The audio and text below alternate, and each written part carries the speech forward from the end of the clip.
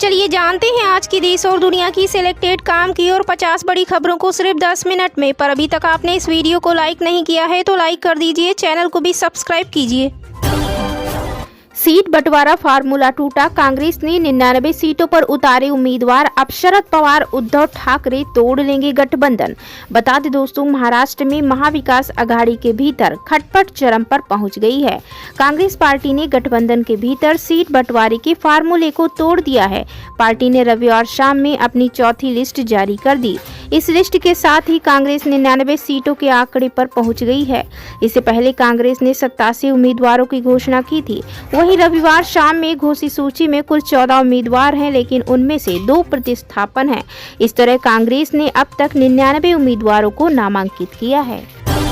Hezbollah के खिलाफ action जारी, लेबनान में टूटी इजरायली मिलिट्री पावर, 70% ड्रोन खत्म। इजरायली सेना का हिजबुल्लाह के खिलाफ एक्शन जारी है। लेबनान में हिजबुल्लाह के लगभग सभी ठिकाने तबाह हो चुके हैं। ऐसे में अब इजराइल हिजबुल्लाह की मिलिट्री पावर को भी लगातार चोट पहुंचा रहा है। IDF ने कहा कि उसने हिजबुल्लाह के 10% ड्रोन ऑपरेटरों और पूरी यूनिट के कमांडर को मार गिराया। उसने उत्तरी लिटानी क्षेत्र के हिजबुल्लाह ड्रोन कमांडर को मार गिराया और ड्रोन रखने वाले 54 ठिकानों को नष्ट कर दिया है। यूपी पुलिस परीक्षा की अंतिम उत्तर कुंजी देखकर भड़के अभ्यर्थी। बता दें दोस्तों, उत्तर प्रदेश पुलिस कांस्टेबल भर्ती परीक्षा की अंतिम उत्तर कुंजी जारी होने के बाद से अभ्यर्थियों में नाराजगी बढ़ गई है। कई छात्रों ने सोशल मीडिया प्लेटफॉर्म के माध्यम से नाराजगी जाहिर की। अभ्यर्थियों का कहना है कि कई उत्तर विवादित हैं, जिससे उनके भविष्य पर नकारात्मक असर पड़ सकता है। इस स्थिति ने परीक्षा के प्रति छात्रों की आशाओं को झकझोर दिया है और यह सवाल उठाया है कि क्या भर्ती प्रक्रिया में सुधार की आवश्यकता है। राज ठाकरे के बेटे अमित के लिए महायुति में खींचतान, बीजेपी देना चाह रही है समर्थन। बता दें दोस्तों, महाराष्ट्र विधानसभा चुनाव 2024 में ठाकरे परिवार की वजह से 2 सीटें वर्ली और माहिम दादर चर्चा में हैं।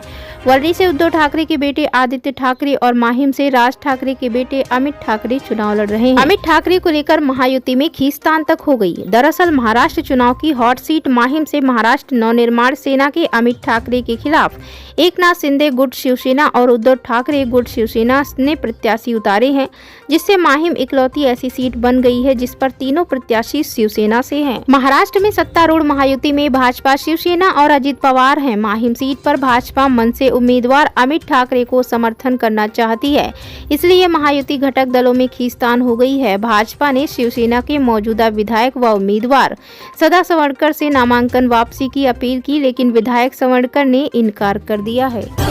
प्रदेश में आज से शुरू हो जाएगी धान की खरीद, बनाए गए हैं 4000 क्रय केंद्र, तय हुआ समर्थन मूल्य। बता दें दोस्तों, पूर्वी उत्तर प्रदेश में 1 नवंबर से धान की खरीद शुरू हो जाएगी। लखनऊ संभाग के जनपदों में खरीद अलग अलग तिथियों में रखी गई है। लखनऊ संभाग के लखनऊ, रायबरेली व उन्नाव में पूर्वी उत्तर प्रदेश के साथ 1 नवंबर से खरीद शुरू होगी, जबकि हरदोई, लखीमपुर खीरी, सीतापुर में 1 अक्टूबर से धान खरीद चल रही है। धान का न्यूनतम समर्थन मूल्य 2300 रुपए व धान ग्रेड A का 2320 रुपए प्रति कुंटल निर्धारित किया गया है। वहीं उत्तर प्रदेश के सभी जनपदों में किसानों द्वारा धान बिक्री के लिए खाद्य रसद विभाग व अन्य क्रय एजेंसियों के कुल 4000 क्रय केंद्र निर्धारित किए गए हैं। सोना खरीद में भारत ने चीन को पछाड़ा, इस साल दिवाली पर बाजार में दिखा बम्पर कारोबार। इस साल के त्योहारी सीजन में भारतीय सोने के बाजार में जबरदस्त चमक देखने को मिल रही है।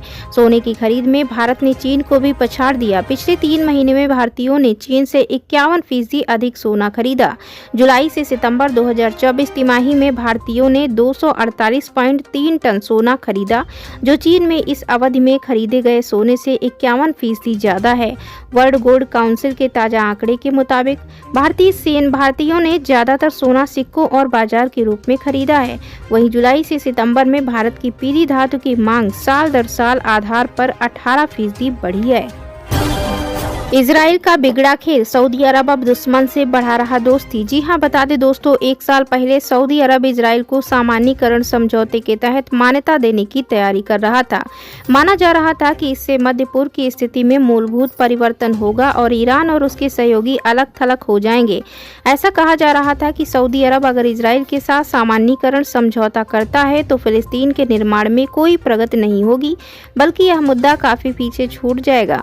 लेकिन इजराइल हमास गोलीबारी शुरू होने और अब हमास नेता यहया सिनवार की हत्या के बाद इजराइल सऊदी सामान्यीकरण समझौता ठंडे बस्ते में चला गया है।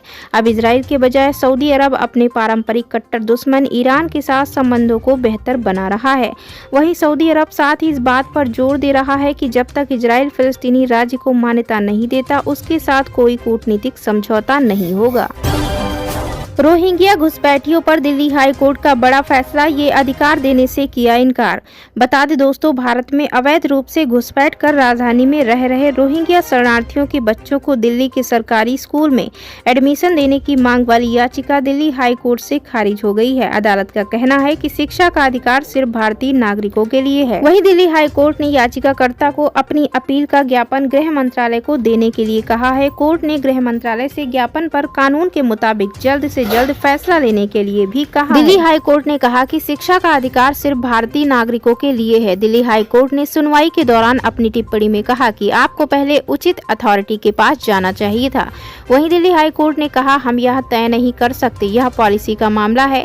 अदालत ने कहा कि कोर्ट नागरिकता नहीं दे सकता है, नागरिकता देना सरकार का काम है। साथ ही कोर्ट ने इसे अंतर्राष्ट्रीय मामला करार दिया है। वक्फ ने गाँव की प्रॉपर्टी पर ठोका दावा तो भड़क गई हिंसा, मुस्लिम नेताओं के घर बरसने लगे पत्थर। जी हां, बता दें दोस्तों, कर्नाटक में वक्फ विवाद में हिंसक रूप ले लिया है। राज्य के हावेरी जिले में भीड़ द्वारा मुस्लिम नेताओं के घरों पर पथराव की खबर है। उन्हें डर है कि वक्फ बोर्ड उनकी संपत्ति पर कब्जा कर लेगा। पथराव की इस घटना में 5 लोग घायल हुए। अधिकारियों ने गुरुवार को बताया कि यह घटना बुधवार रात को कडाकोला गाँव में हुई थी। भीड़ ने स्थानीय नेता मोहम्मद रफी पर पथराव किया और उनकी बाइक को क्षतिग्रस्त कर दिया। अल्पसंख्यक समुदाय से जुड़े कई अन्य नेताओं को भी निशाना बनाया जा रहा है। कर्नाटक सरकार के संकट पर मल्लिकार्जुन खड़गे की खरी कहा, उतनी ही गारंटी का वादा करें जितना दे सके। जी हां, बता दें दोस्तों, कर्नाटक की कांग्रेस सरकार वर्तमान में गंभीर आर्थिक संकट का सामना कर रही है। इस संकट को लेकर कांग्रेस के राष्ट्रीय अध्यक्ष मल्लिकार्जुन खड़गे ने पार्टी नेताओं और सरकार को स्पष्ट चेतावनी दी है कि वे केवल उतनी ही गारंटी का वादा करें जितना वो पूरा कर सकें। खड़गे ने कहा, यदि ऐसा नहीं किया गया तो यह सरकार दिवालियापन की ओर बढ़ सकती है। वहीं खड़गे ने अपनी बात को समझाते हुए कहा कि कर्नाटक में सरकार ने पहले 5 गारंटियों का वादा किया था। उन्होंने बताया कि इस वादे को देखते हुए महाराष्ट्र में भी इसी तरह की गारंटियों का वादा किया गया। हालांकि हाल ही में खबरें आई कि कर्नाटक सरकार अब एक गारंटी को रद्द करने की योजना बना रही है। खड़गे ने इस पर चिंता जताते हुए कहा, ऐसा लगता है कि आप सब अखबार नहीं पढ़ते। वहीं खड़गे ने अपने पार्टी नेताओं को सलाह दी कि वे ऐसे वादे ना करें जो उनके बजट के अनुरूप ना हो। उन्होंने कहा, यदि आप बिना बजट के विचार किए वादे करेंगे तो यह दिवालियापन की ओर ले जाएगा। उनका यह भी कहना था कि यदि इस सरकार का प्रदर्शन खराब रहा तो इसका असर आने वाली पीढ़ियों पर पड़ेगा, जिससे बदनामी होगी और सरकार को अगले 10 वर्षों तक प्रतिबंधों का सामना करना पड़ सकता है। दीपावली पर पटाखे फोड़ने से 78 लोगों की आंखों में चोट, अस्पताल में भर्ती। जी हां, बताते चले दोस्तों, हैदराबाद में दीपावली के मौके पर आतिशबाजी के दौरान आंखों में चोट लगने के बाद 48 लोगों को सरकारी अस्पताल में भर्ती कराया गया। अस्पताल के एक अधिकारी ने शुक्रवार को ये जानकारी दी। अस्पताल के अधीक्षक मोदिनी पंढरपुरकर ने बताया कि कुल 48 लोगों को अस्पताल में भर्ती कराया गया है। अन्य 40 लोगों को दवाइयां दी गईं और वो दोबारा बुलाए गए हैं। उन्होंने कहा कि भर्ती किए गए 8 लोगों में से 3 बच्चे और 5 वयस्क शामिल हैं। उनमें से किसी को भी ऐसी बहुत गंभीर चोट नहीं लगी जिससे आंखें खराब होने का खतरा हो। अयोध्या दीपोत्सव पर इस बात से नाखुश दिखे ब्रजभूषण शरण सिंह, सीएम योगी आदित्यनाथ से कर दी बड़ी मांग। जी हां, बता दें, प्रभु श्री राम की नगरी अयोध्या में भव्य दीपोत्सव का आयोजन हुआ। दिवाली से एक दिन पहले अयोध्या दीपों की रोशनी से जगमग हो गई। अब दीपोत्सव को लेकर कैसरगंज के पूर्व सांसद ब्रजभूषण शरण सिंह ने बड़ा बयान दिया। अयोध्या बॉर्डर सील होने पर ब्रजभूषण ने कहा कि हमारा उनसे एक सुझाव है कि इस समय हम अयोध्या विकास प्राधिकरण के अंदर बैठे हैं। गोंडा के कई गाँव अयोध्या विकास प्राधिकरण के अंदर लिए गए हैं।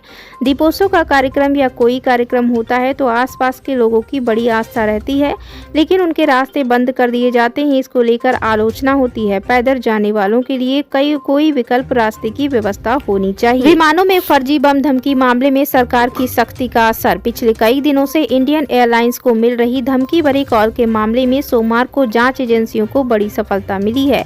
धमकी देने वाले खातों के बारे में सोशल मीडिया कंपनियों ने सरकार को विस्तृत जानकारी साझा की है। इस मामले में मंत्रालय मंत्रालय ने सोशल मीडिया कंपनियों को कड़ी चेतावनी जारी करते हुए धमकी देने वाले खातों की जानकारी मांगी थी। इसके बाद कंपनियों ने मंत्रालय को पूरा ब्यौरा उपलब्ध कराया है। वहीं केंद्रीय मंत्रालय सोशल मीडिया से पूरे डेटा की समीक्षा कर रहा है। शनिवार को केंद्र सरकार ने इस